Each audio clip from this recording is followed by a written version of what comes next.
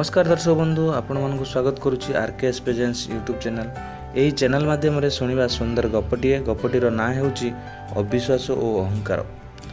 जड़े थिले पंडित एकदा कौन काम शिष्य सह नगर को बाहरिले। बाटरे नदीटे पड़ा हठात आरंभ होईगला प्रबल झड़ वर्षा।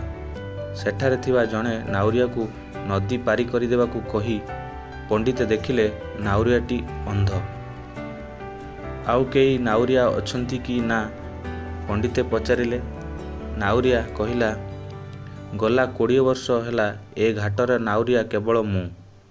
पंडितर विश्वास हैला नहीं।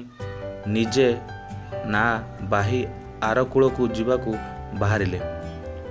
नाउरियाटी पंडित को बारण कला। पंडिते कहिले, मो सरी पंडित ए खंडमंडल रे केई नाहांती, आउ तू मते नीतिबाणी शुणुछु। पंडिते शिष्य सह नारे बसी नदी रे पशिले।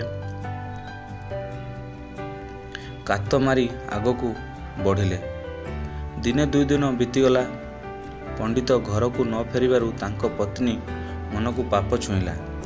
काहाकू किछि न कही एकुटिया स्वामी को खोजिया पई नगर को बाहरिले। से मध्य सेही नदी घाटरे पहुंची अंध नाउरिया को भेटिले।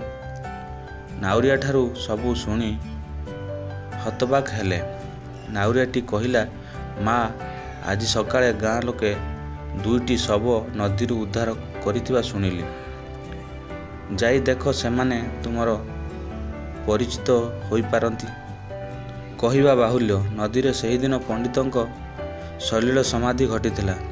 अंध नाउरिया उपरे पंडितंक अविश्वास एवं शास्त्र ज्ञान को नहीं अहंकार तांको पई काल होइथिला।